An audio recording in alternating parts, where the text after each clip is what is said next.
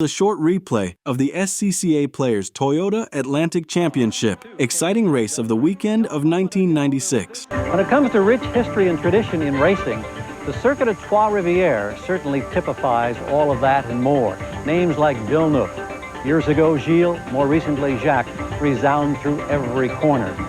And it was here that Patrick Carpentier continued by now a very familiar theme, winning still again. There were a couple of instances that made racing at Trois Rivières in this day most memorable. Now the heart beats just that little bit faster. They'll bring up the revs, slip the clutch, and attempt to get away. We're under starter's orders. Red light.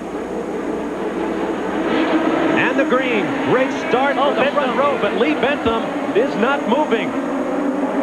Wow, what a tough break for Lee Bentham. He's killed it. We'll have to see if he can restart it. The thankful thing there, no one collected him.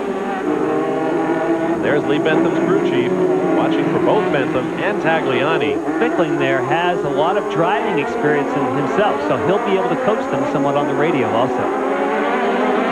One more corner, the Villeneuve turn, and then it's on to the start-finish straightaway. And look at the Patrick Carpentier got.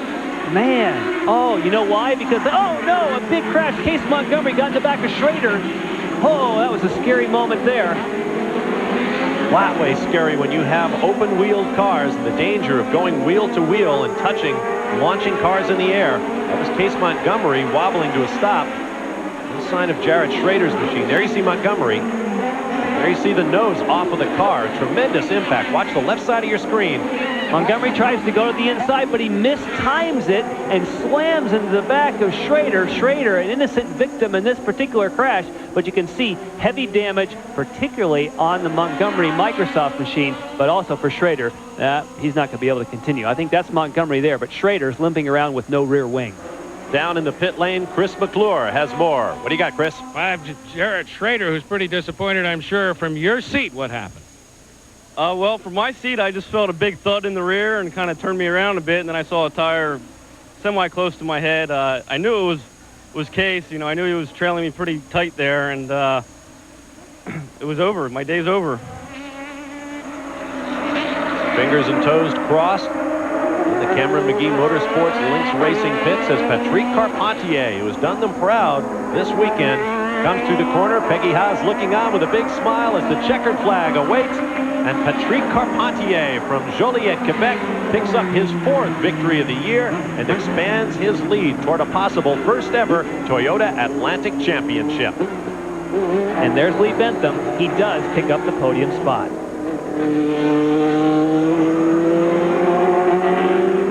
So the order of finish found Carpentier, Jasper, and Bentham on the podium, with Stan Wattles enjoying a season-best 4th place effort and Chris Smith rounding out the top 5. Remember the problems that Bentham had during this race at Trois Rivières? As we prepared for the second race of a weekend doubleheader at that scenic venue, look what happened to Jeret Schroeder. It is time for the green light. Great start from the front row. We've got a problem around mid-pack. A car refuses to start, and there's a collision. Oh, Jeret Schroeder again. The second race in a row here at Trois Rivières that Jeret Schroeder has been hit from behind. Wow. He didn't get off the grid, and they did not see him. That was a white car. The red flag they're showing already. So they're going to stop this thing. Well, they have to. There's debris all over the starting grid. As you can see there, as Jeret Schroeder is pushed away. And we have a driver climbing from his car. That's car number 12. That is Thane Sellers, who apparently has injured his legs. Sellers, a rookie out of San Francisco, California. Watch from behind. Sellers comes in for the right of your screen, and as though he never saw Schroeder.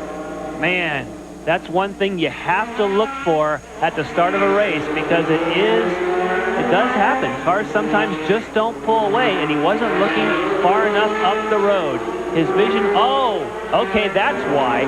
He was swinging from behind another car and just made the move at the wrong time, and wow, heavy contact there for Schroeder. Well, Jeret Schroeder is standing by in the pit lane with Chris McClure.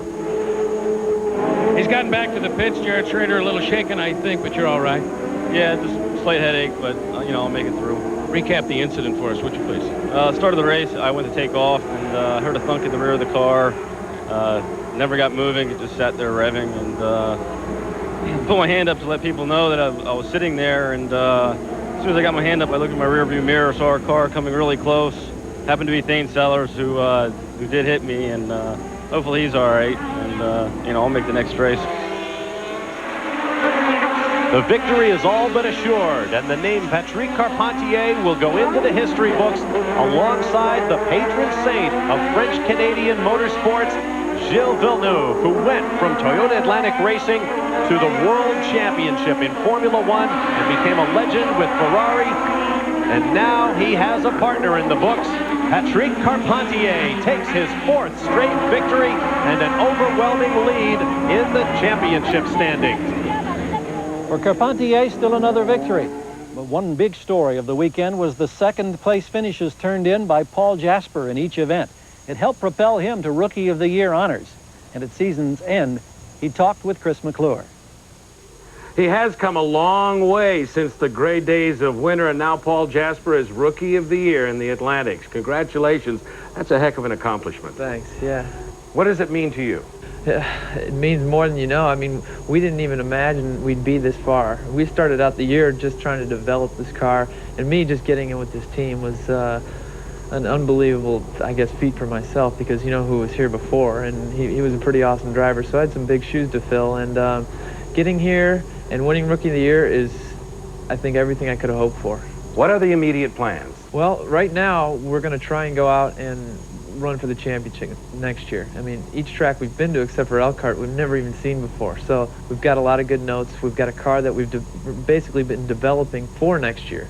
And I think we got a good shot at it, and we've got good confidence going into next year. So championship is what we want. And we've had a few offers to do some things, but I really want to concentrate on this and go for it. So 2/3 of the way through the championship season, Carpentier opening up a dramatic lead in the points chase. And just as Charles Swanston blazed a historic trail for pioneers and settlers of Northern California, so too was Carpentier, establishing new standards in Atlantic racing. Like and follow for more.